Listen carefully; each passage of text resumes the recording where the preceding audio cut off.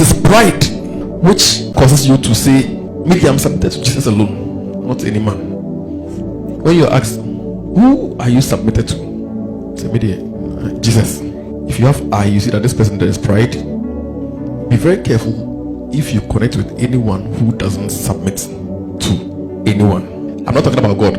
Everything in creation is submitted to God.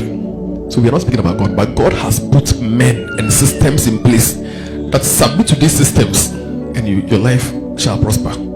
So anyone who is not submitted to a certain form of authority, it is dangerous. The person is not under guidance, so the person is blind. You know, there are people who say, maybe I don't hear anyone. It is only when the Holy Spirit speaks. Yes, it is true, but the Holy Spirit can speak through anyone. So if you don't have the spirit of submission, when people come to speak, you say, this is not God. I'm waiting to hear God. Yes, you are waiting for someone or someone. And you know, the funny thing, for people like that, God will intentionally wait. He will waste your time till it gets to the time when you yourself gets to know that the thing doesn't work like that. Let me find a man to check what God is saying. So you meet people like that who make sense and logics out of it, that I'm submitted to Jesus, and they're happy, and you two are happy for them. So hey, this man, he loves you, Jesus. Hey, because yes, even Jesus knows there is problem, but he has put him in place. God knew that Saul, there was problem.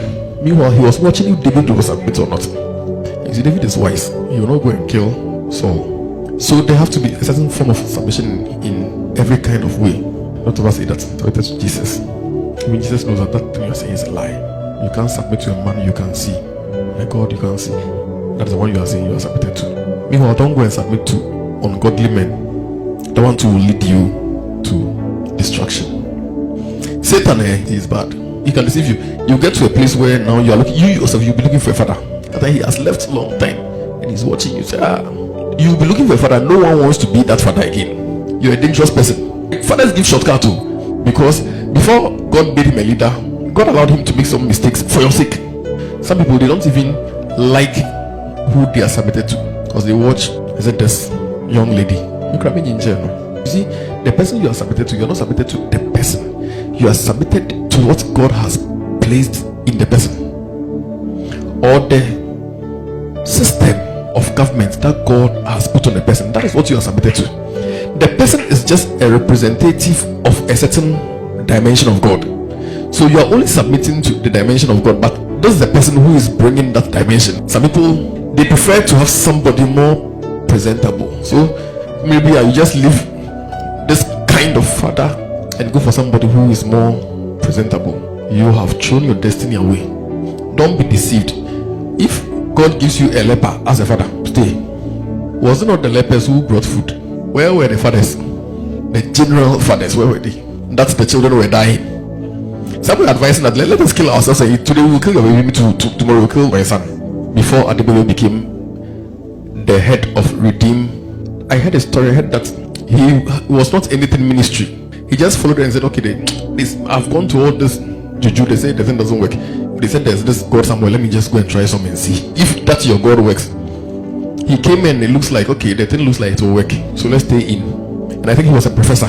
Yes, a professor. And he came and said, okay, I'll stay in. The man could not speak English. So they said, if you're a professor, then I'll speak my local whatever, then you will interpret to the people.